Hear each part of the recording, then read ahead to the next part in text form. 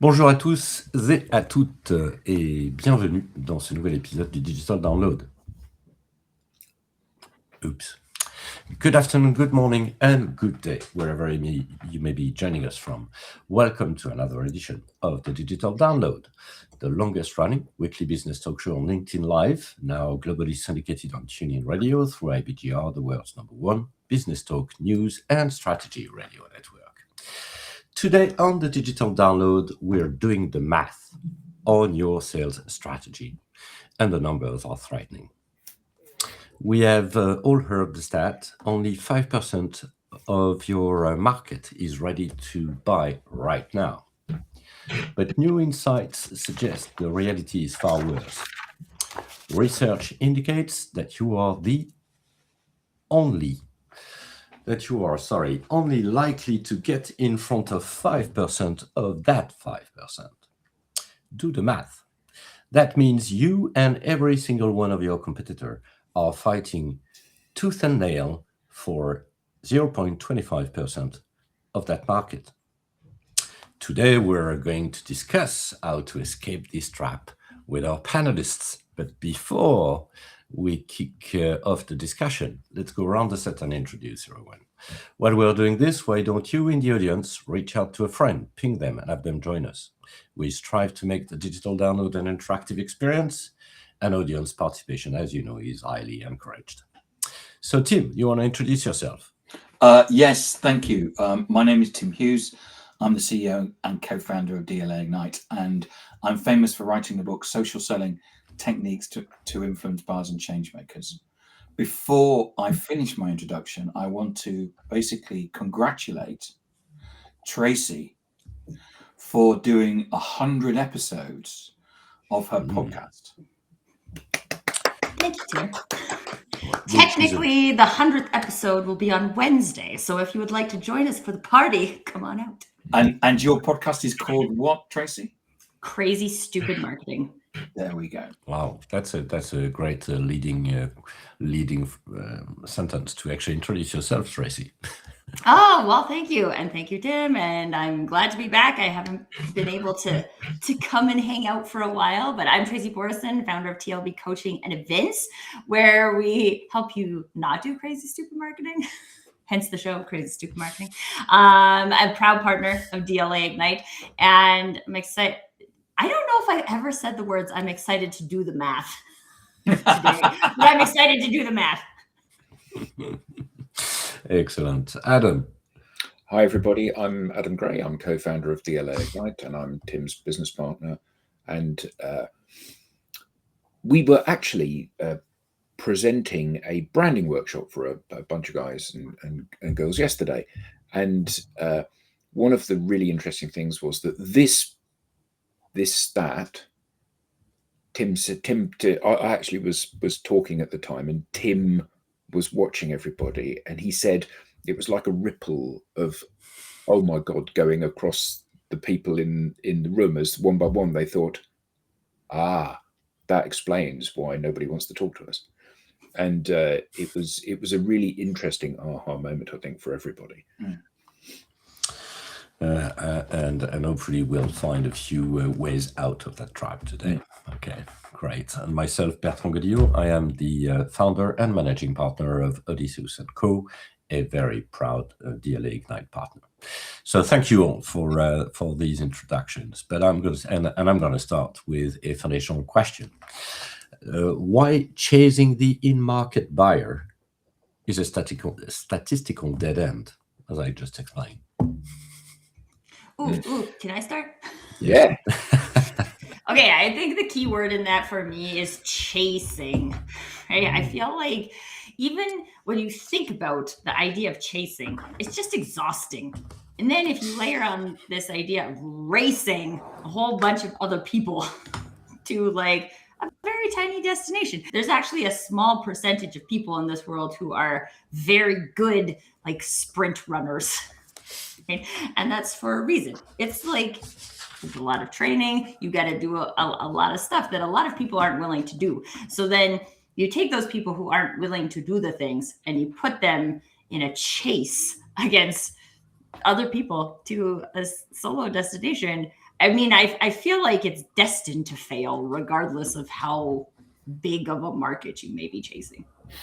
Can you explain the formula to us, the 5% of the 5% for the people that weren't great at maths at school for us?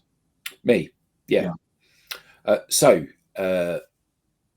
generally speaking, if you say to people, what percentage of your market or your total addressable market are in market at any one time, generally speaking, people will come back with the answer 5%, so 1 in 20.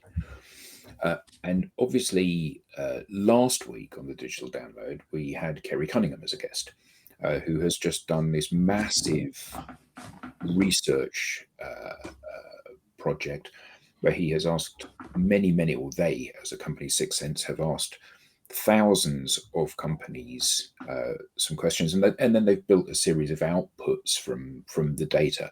So I think, as you said when we had a conversation yesterday, Tim, this is not about opinion. This is about data from facts, from research, from these people. And some of the things that Kerry said were, I guess, not altogether surprising, but when they were laid bare, you went, right, now I see why that's the case. So one of the shocking statistics was that the average buying team or buyer produces a short list of around 5 companies that they are planning to do business with, or that they are considering doing business with on a particular project. And 95% of the time, they buy from one of those 5 companies. So if you are not one of those 5 companies, you are chasing the 5% opportunity that exists to be selected as the supplier for that particular product. And that 5% is overlaid on the 5% of people that are in market at the moment, ready to buy the product or service. And I think that maybe we're all familiar with sales being a numbers game. You've got to knock on a lot of doors, you've got to phone a lot of people, you've got to send a lot of emails, whatever it may be.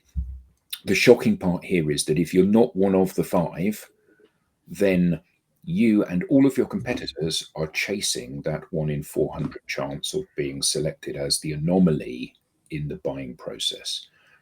So basically, it means that you are not going to be selected.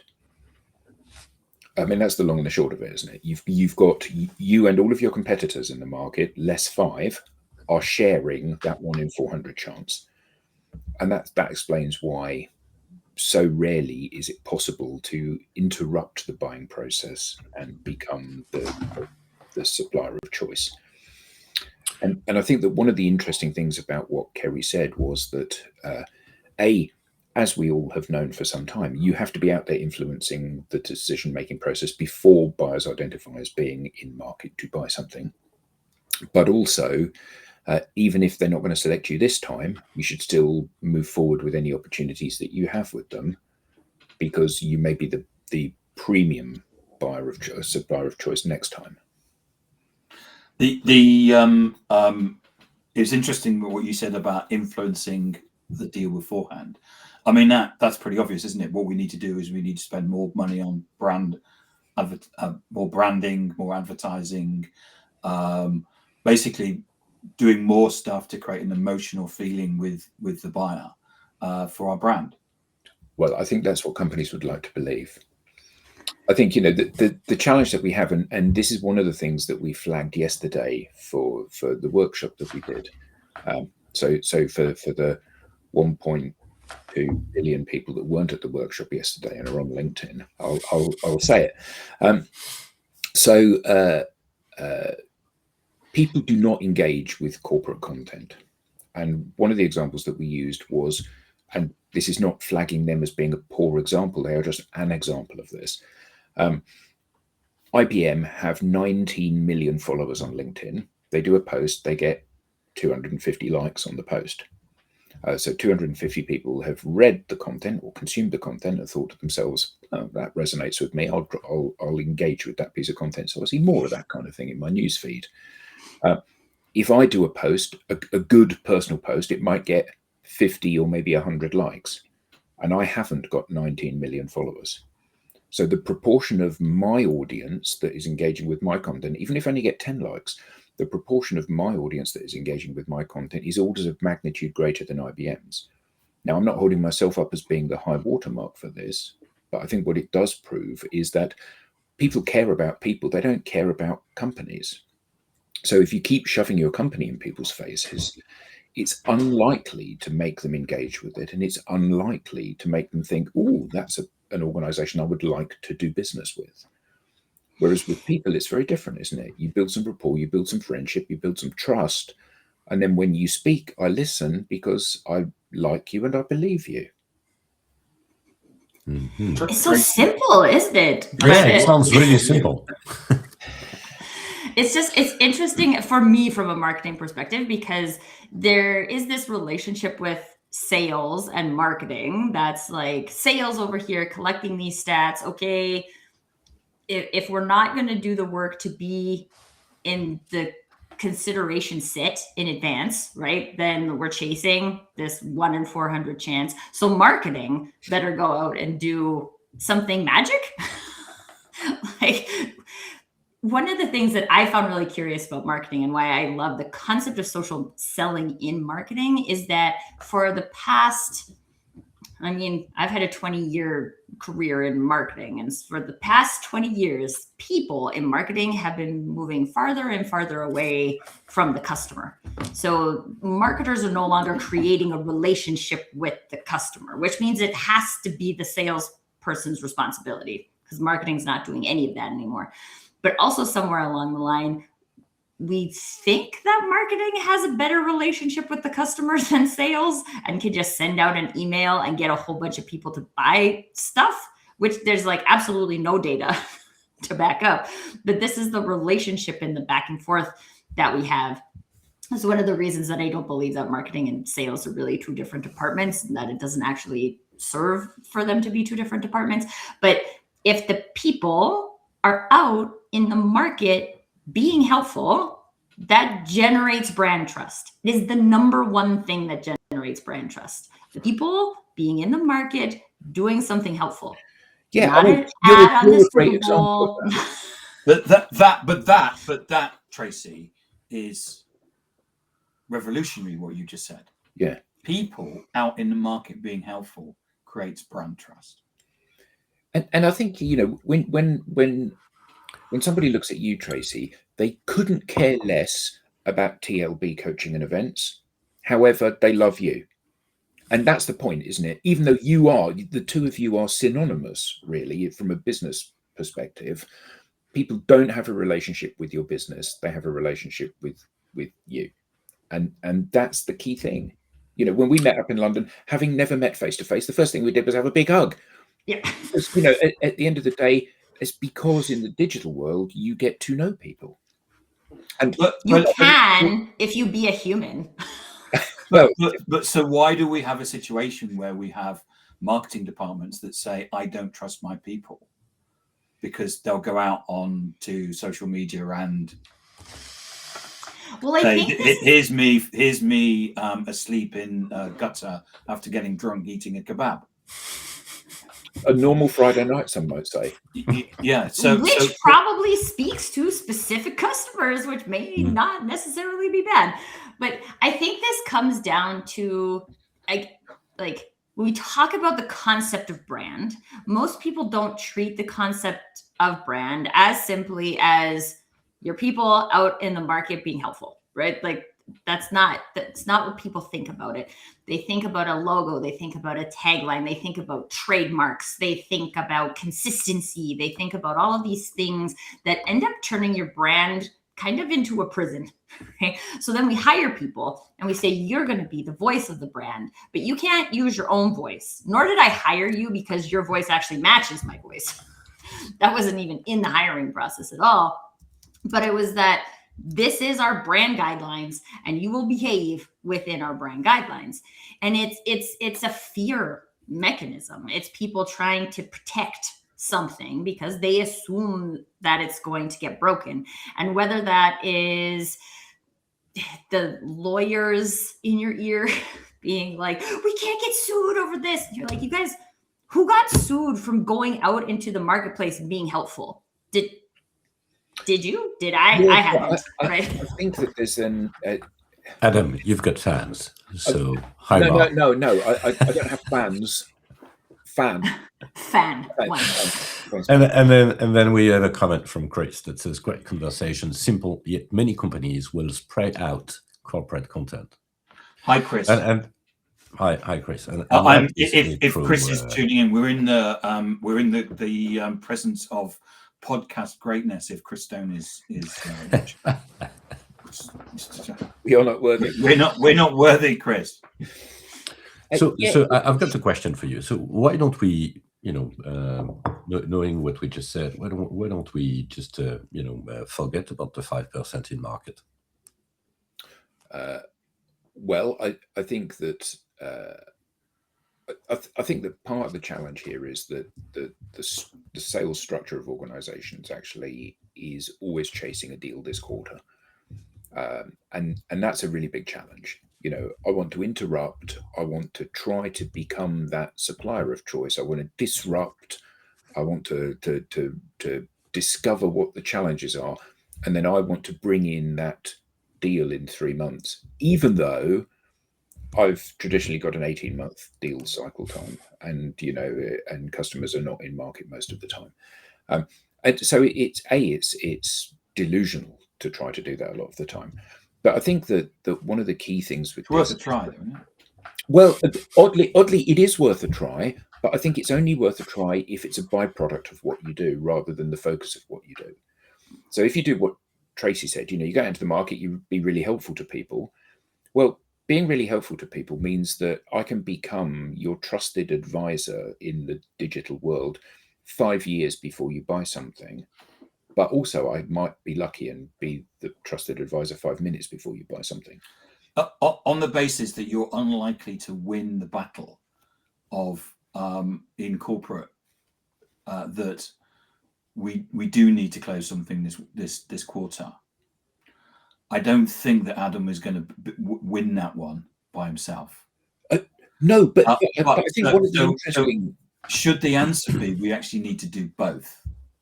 Well, I think the two can be one and the same thing, can't they? I think the problem with when you are chasing, Tracy said that at the beginning about chasing the deals, when you are chasing this quarter's sale, the behavior that the behavior that normally salespeople exhibit there is around burning relationships and burning bridges. Tim, is there anything I can do to make you buy this quarter? No? All right, well, go away then. I don't want to talk to you anymore. Bertrand, is there anything, and it's that kind of attitude. And the problem is that you may well bump up against somebody that says, well, okay, if you do me a deal, maybe I'll buy it now. Great. But for everybody that doesn't, which is a vast proportion, vast majority of those, for everybody that doesn't, they're unlikely to ever want to talk to you again. So if we can park it's a quarter, because we're not going to win that battle in a podcast on however long we run it. Yeah. If we can park that for a second, what can we be doing as marketing? I liked Tracy's comment about you're turning your brand into a prison. Because I bet that there are people that will be going on that will be saying, on the one hand, what we need to do is have brand guidelines, and the next minute they're saying, actually, as people, you need to have agency, and we've delegated authority to you, and you need to be feel empowered. Like, we kind of have uncovered this imbalance there. What do you think? It's interesting because even yesterday, so I'm sponsoring the UFC's marketing brand hackathon this year, and so they asked for my logos and my brand guidelines. And I was like, so I sent my logos, and I was like, I don't have brand guidelines. Don't squish my logo weird. Like that was what I told them, right? Like, if you shrink it, keep the proportions the same, right? Like, that's it, right? Like, that's my brand guideline. And like, I sent them my brand colors of my fonts, but like nobody they're not printing material for me, right? Like they're not designing material for me. They're gonna put my logo on a thing and say sponsored by TLB coaching events, right? Like, what are your brand guidelines actually doing for you? There's a lot of people, I've created a lot of brand guidelines in my time, right? There's tone, and there's ideal customer profiles, and there's what we say and what we don't say. But like, you just created so many restrictions that people opt out. It's the same reason I won't load the dishwasher at my mom's house, because she has her way of doing it. And if you don't do it that way, you're going to get in trouble. So you just don't do it, right? Like, this is human. It's easier behavior. to go into the front room and yeah. Right. It's human behavior 101. And so if we take out marketing label on top of it and just look at what will humans do, if we put too many rules in place, humans will do nothing, right? So like, why are we surprised then that our employees aren't even liking our own posts, which is not a thing I recommend that people even bother thinking about. Like, this is not, the conversation is wrong. The conversation about how we talk about brand is wrong. And if we keep talking about it the same way we've talked about it for the last 20 years, it's going to continue to be unhelpful. So we need to strip away those layers of things that they're just not working, right? They're not doing anything for us. And maybe we had a good reason to do them 20 years ago, and maybe we didn't. But regardless, they're not helping anybody anymore. They are not helping our customers build a relationship with us as a company. This is what brand is about. People wanting to do stuff with you, to see you as part of their world. And if what we're doing isn't creating that, we have to do something different. So Tove, I'd love to come to your comment, but I don't want Adam. It will put Adam into a tailspin. So we're gonna put it up, but we're gonna move on, Tove. Okay, so my question kind of comes back to you, Tracy, which is the relationship moat. How to build authentic human engagement that differentiate you before price ever comes up. Because if we're in the 5% of the 5%, we're not differentiated. So the only differentiation we have is price. Right. So how is it that we build this relationship moat that means that price doesn't come up? I mean, again, I feel like all of this is very simple at the beginning of the day, right? It takes effort, and it takes intentional effort, but you build relationships with people all the time. Okay. And I think the thing that's interesting too, for me, I like to use this example because I've had clients where I've had a relationship with them for like 8 years, and then they buy something from me. I have relationships with customers where I've had a relationship with you for 30 days. And all of a sudden, like, you had a problem, but I didn't build a relationship with you because I knew you had a problem, right? This coming back to what Adam said about the opportunity to increase your luck surface area, right? Is that I'm out in the market building trust with people and helping people. And you're like, oh, this is what I never knew I always needed, right? And all of a sudden, you have a contract, and that's cool. But I don't do that knowingly. I go out and I build relationships with people, and then sometimes that happens. Sometimes I get in on that. But then I didn't chase anything. I just was out building. I like to call it building your reputation. Yeah. What reputation do you want to have in the market? Do you want people to think that you're helpful? Like, for me, this is like, I'm a helpful, authentic person who happens to do marketing.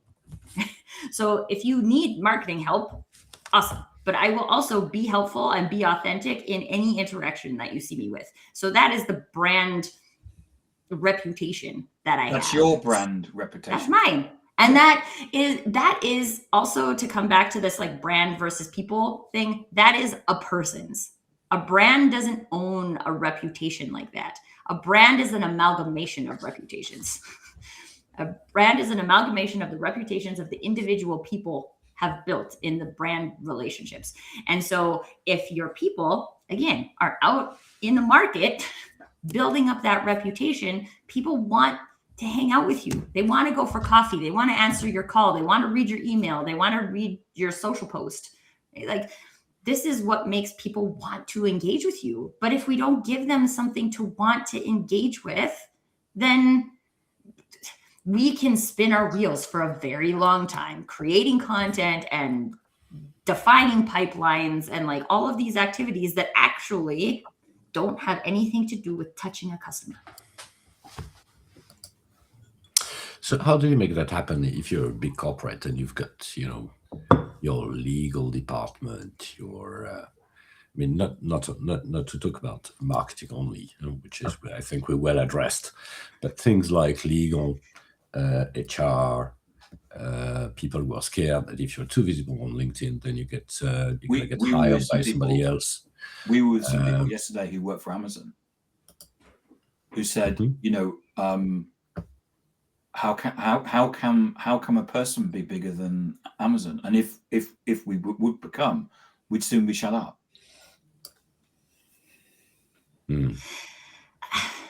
I mean, I'm not going to pretend that it's easier in a big corporate structure than it is in a small business. This is predominantly why I work with small business, because it's easier they don't have a legal department. They have a legal advisor. Right? They don't have an HR department. They have an HR person who's usually still caring about the people instead of caring about protecting the organization.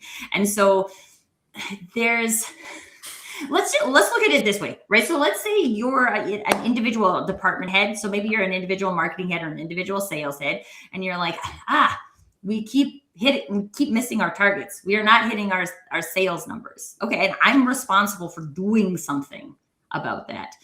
Personally, I'm a huge fan of asking for forgiveness instead of permission.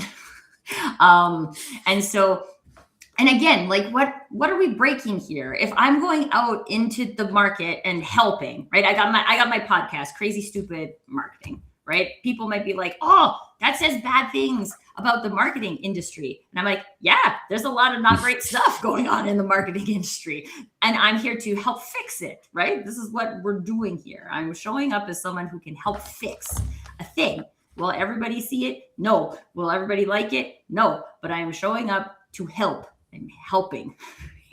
You cannot tell me that legal is going to be like, oh, dude, shut down. We are now out in the marketplace helping people. This is terrible, right? If you're in sales, right, and all of a sudden you're like, okay, so normally we track against all of these KPIs. I'm going to make you make 125 calls a week or maybe more. This week we're not gonna.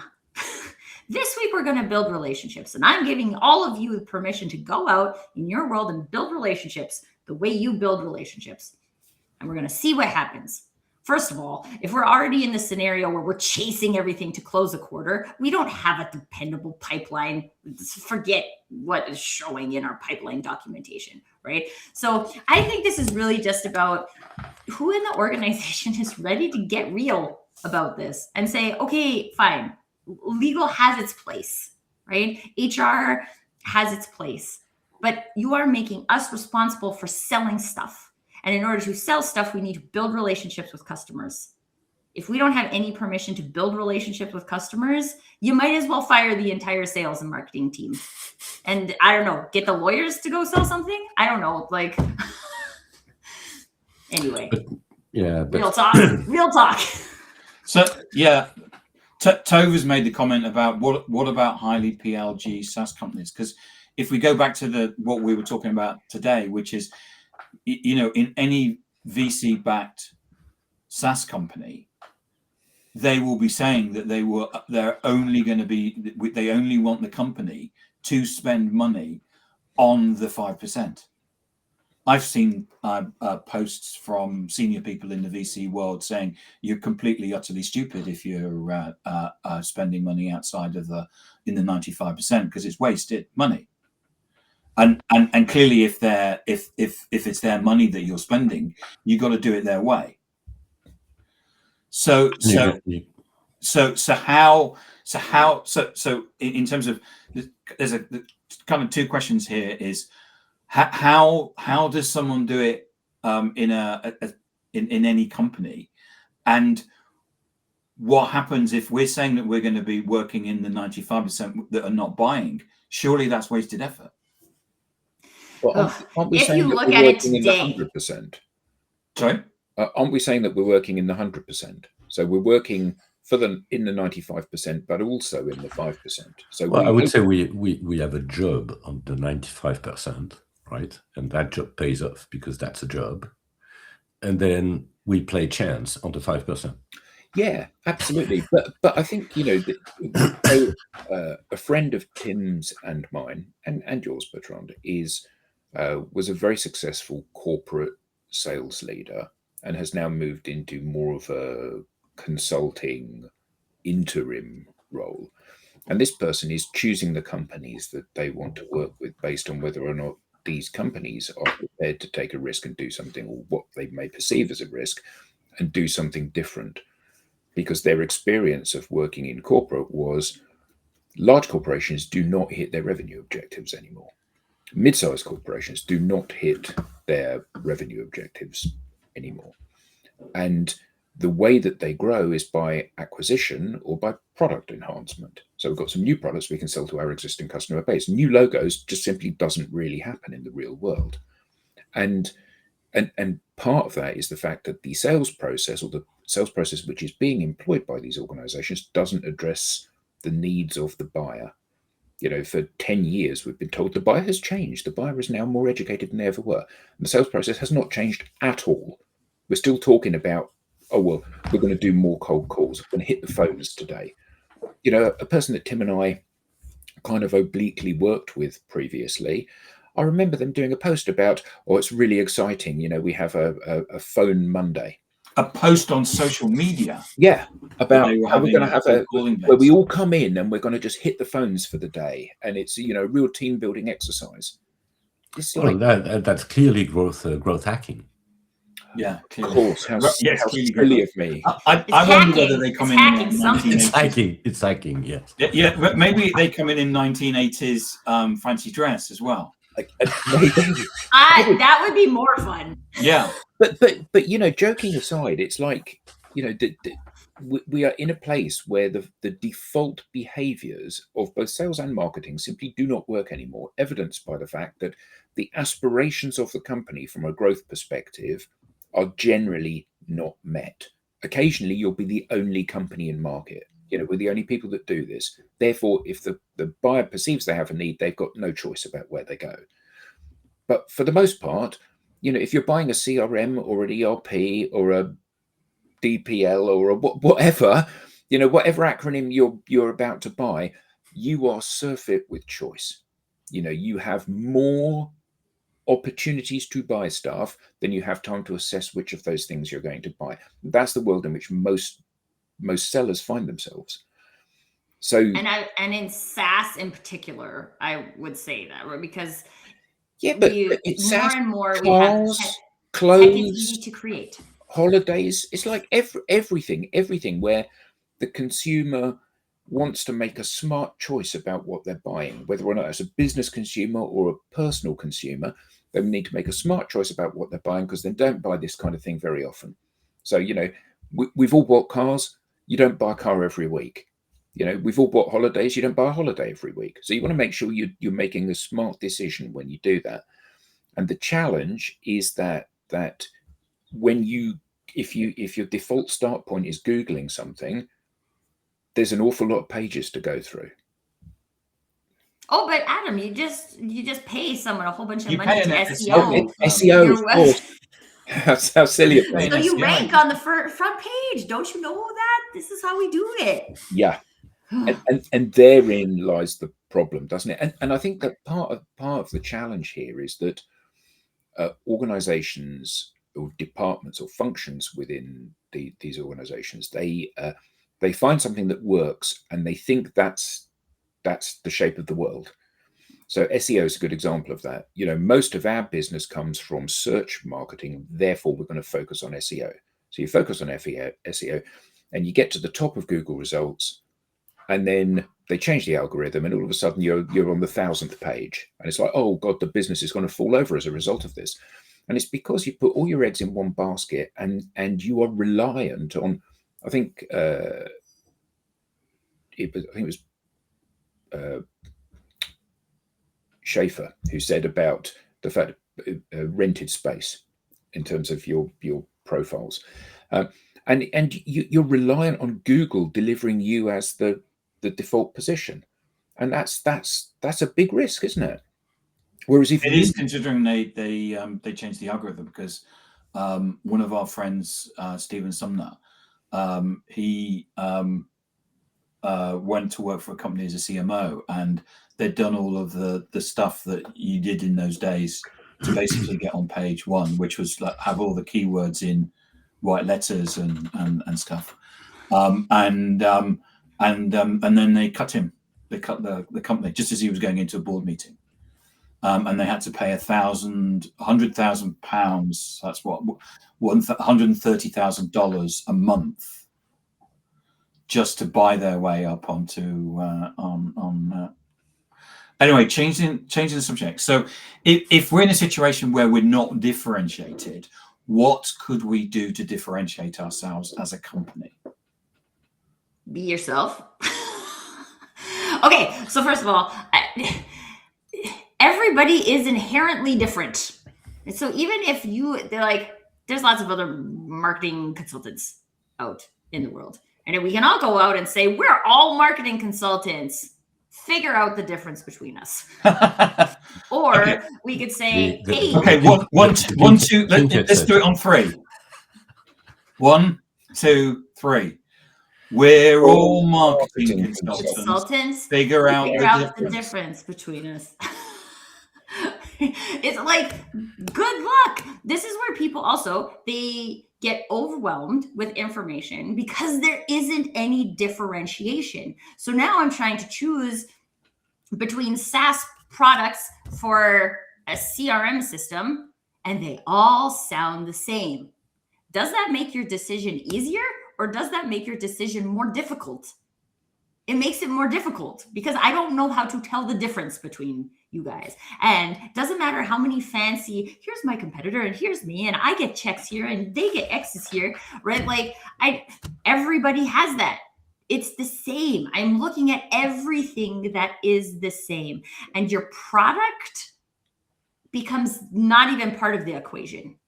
Not at all. And this is the thing that is so confusing for me, because we all have inherent uniqueness. Most businesses go into an industry because there's a gap, or they leave an industry and start a business like DLA Ignite because you're like, nobody's doing this new way of selling.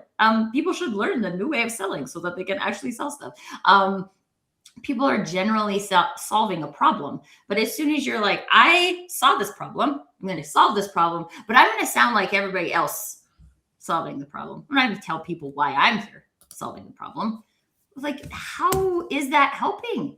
Does that help you when you're trying to make a decision? Sorry, I am fired up today about this. No, Tracy, it doesn't make sense. There is absolutely no logic behind it.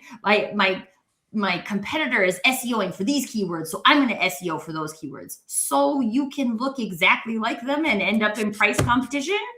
Is this the game we're here to play? Because I'm not interested.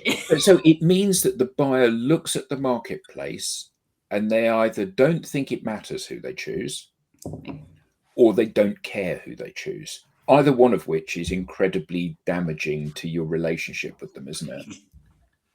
And this is why we end up with stats like 1 in 400 chance, right? I don't want a 1 in 400 chance, but I'm not doing anything to create opportunities outside of that, because I am only doing what makes me look the same.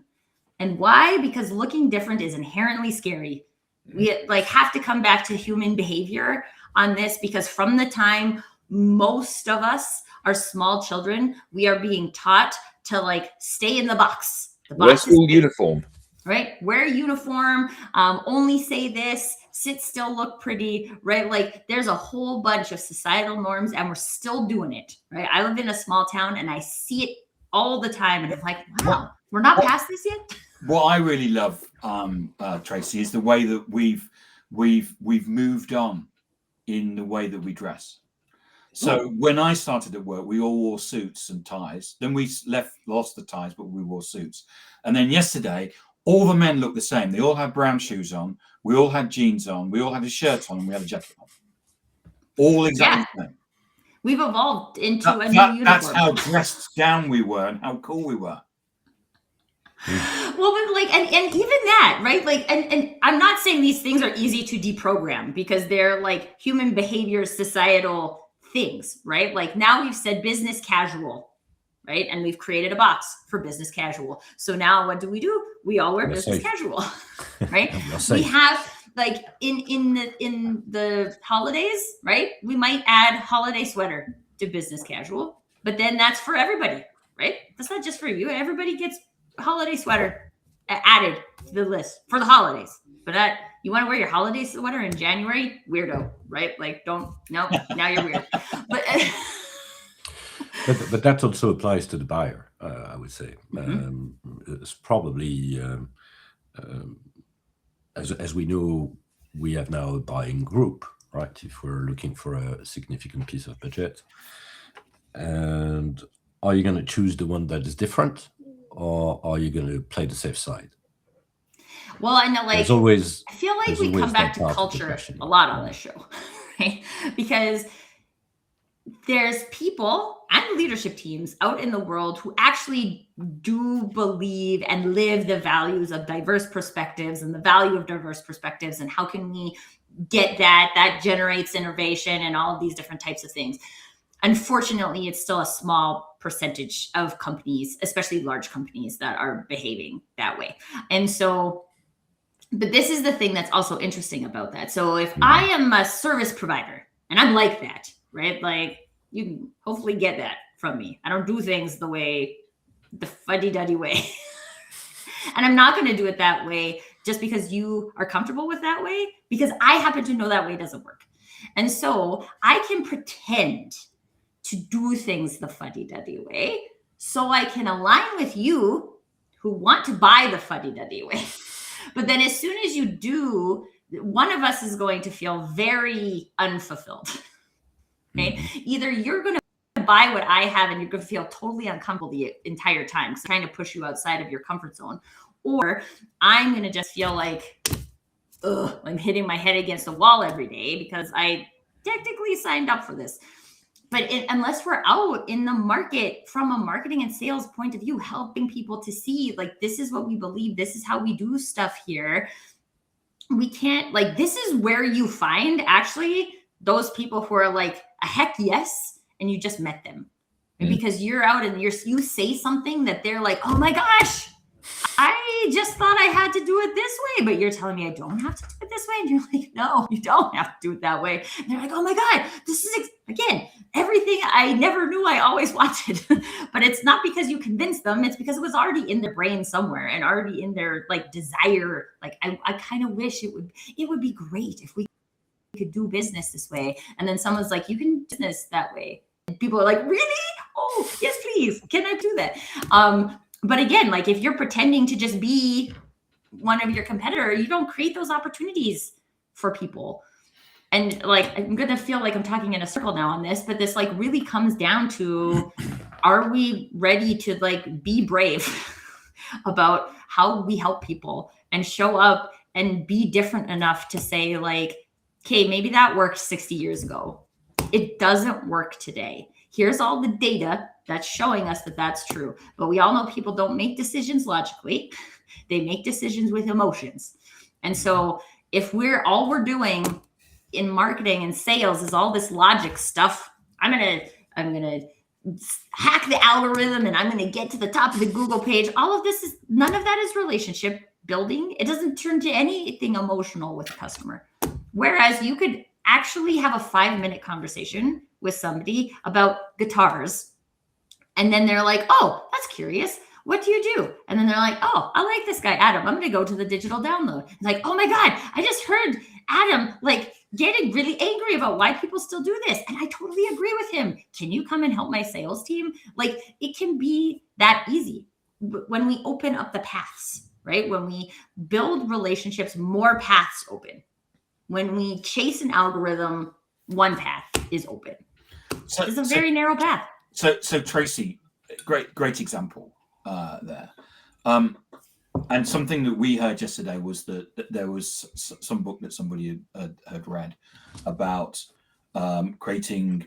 By the way, it's not my book.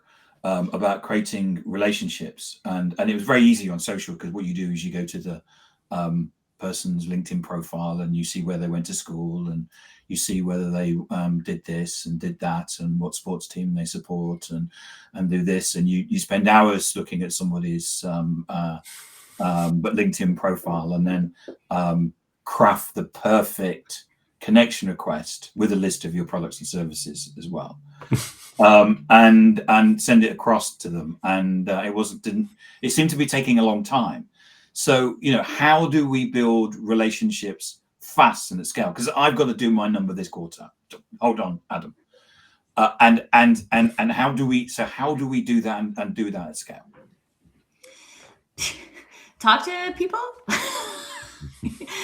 Again, I feel like this is not okay. So here's the thing about just to use that example that we gave, right? Hey, Nicholas is behind my computer waving at everybody just in case. I seem distracted. So you have, let's use, I'm not going to use guitars because I'm not particularly into guitars. Sorry about that, Adam. I live by the mountains. It's winter in Canada, right? Snowy mountains, skiing. There's stuff to talk about. Talk about stuff you care about talking about. That's not sales related. So I know we all want to hit our number. You know what? I was actually thinking about this in the shower today. And I was like, authenticity is the thing you would say when no sale is attached to it.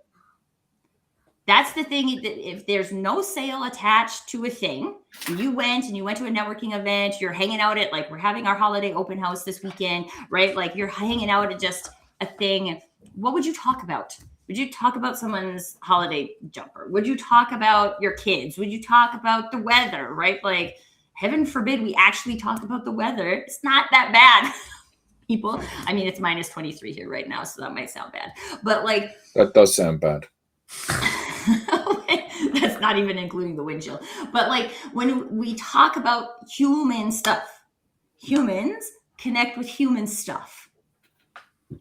And then if they like you, they might actually ask you innately curiously what you do. Instead of that pre-programmed question, oh, so what do you do for work? Where someone asks it to you and they don't really care, but they don't know what other question to ask. So they just ask it. And you're like, you don't care, right? Ask a question about stuff that you care about. So talk to people like a human and ask questions about stuff you care about. You like someone's headphones, say hey, I love those headphones. Also, where did you get those the light headphones that precisely match your headphones, right?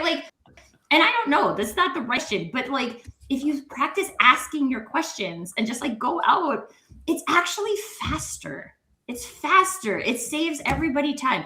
This is my rule for my clients. You want to reach out to somebody, great. Look at their profile picture. You get a good vibe, you don't get a good vibe.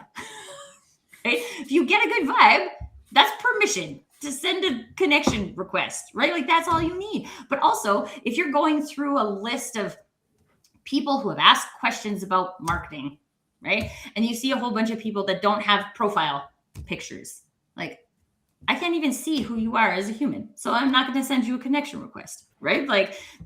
If we create these little simple, authentic rules for you, how would you do that, right?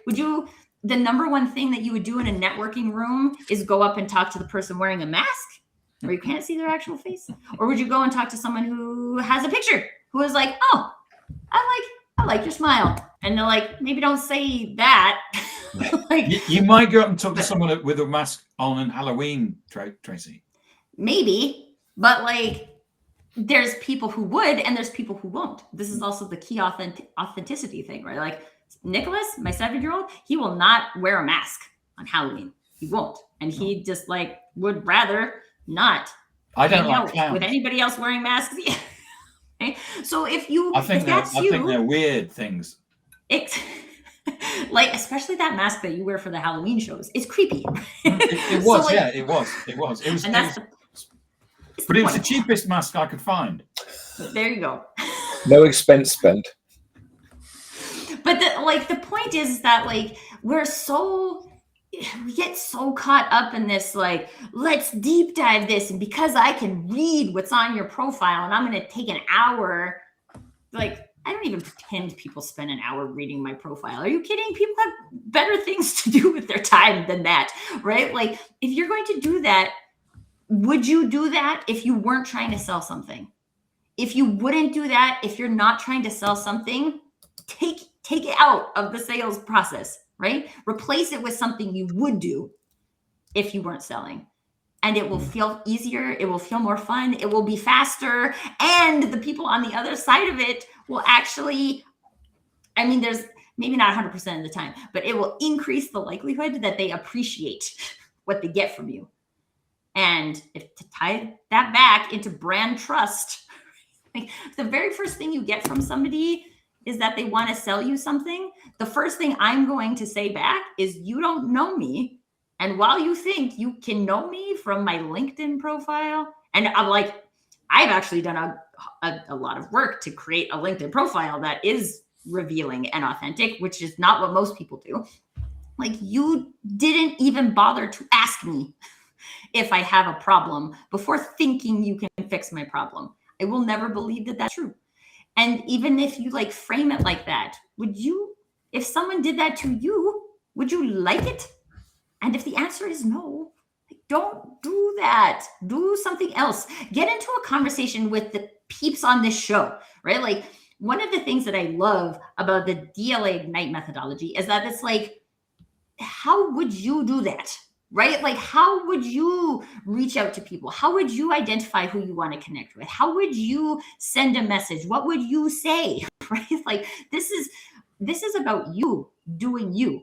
But if we're also like going to a sales team, everybody's doing the same thing. We've all received those, right? Where like one company trying to sell the same thing, and I got multiple sales reps sending me the exact same messages. And you're like, fine. We're not that stupid, you guys. I can tell. I know when I'm getting the same message. I can go back in my history and like, I just think that there's, again, Tracy, I'm just bouncing this back to the top of your inbox again. Right. Yes. And here's the thing: when we are doing things that we wouldn't do, the thing that makes that easy is for someone to give me a template I just spit out. That's the quote unquote easiest thing. It's not going to get results, but it feels easy because that's not what I would do. So just give me a template and I'll do that. Right. And I'll convince myself I've done the activity and like, I don't have to think about it again. Instead of doing, yes, it's a little bit more work to say like, okay, yeah, as a business, as a solution provider, I want to get out in front of people. I want them to see my solution. I don't want to talk about, I have a whole soliloquy I could go on product-led growth, which I'm not going to do today. But Tove, if you want to talk about it, we can talk about it after. I don't believe it's a thing. But like, would you go out and be like, here's my features and benefits. Do you want to date me? Like, no, nobody would do that, right? So like, what would you do? If you're going to take an hour to like deep dive someone's LinkedIn profile, take that hour back and look at, what would I do? When I go to this is my favorite exercise for my clients. If I go to a farmer's market, what booths attract me? Okay, there's certain booths, and maybe it's not cheese for everybody, right? Like, it is cheese for everybody, Tracy. Everybody's looking for cheese at the farmer's market. I am always looking at art, right? Like, art is a thing that attracts me. It's not a thing that attracts everybody. But when you look at those types of things, you'll be like, oh, okay, well, like when the people are like out in front of their booth, like yelling at you with big hands, do you want to go in or do you want to run away?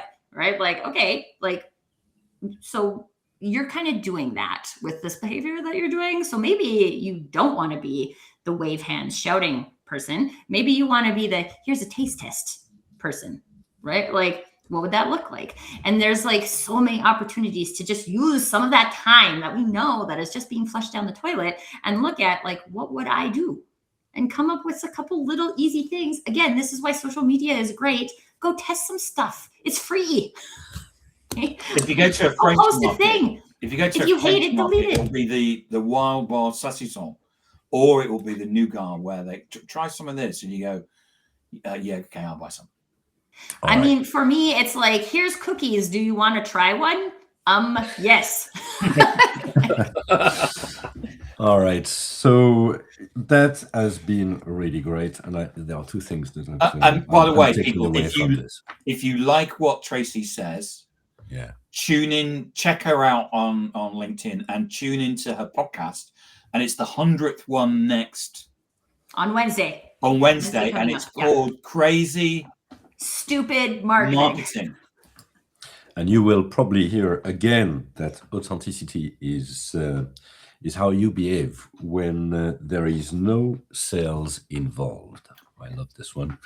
And I also love the fact that if you create relationships, you are freeing up yourself from any change to the algorithm. So that might be also a good way to proceed. So thank you all. This has been really great. I apologize in advance because I'm going to show our QR code here. So you're probably going to have to move. But if you're interested, you can flash that QR code. This is our newsletter. Or you can visit us on digitaldownload.live/newsletter. With that, thank you all for this great discussion, and we'll see you next week. Thank you very much. Bye-bye. Bye. Bye, everyone.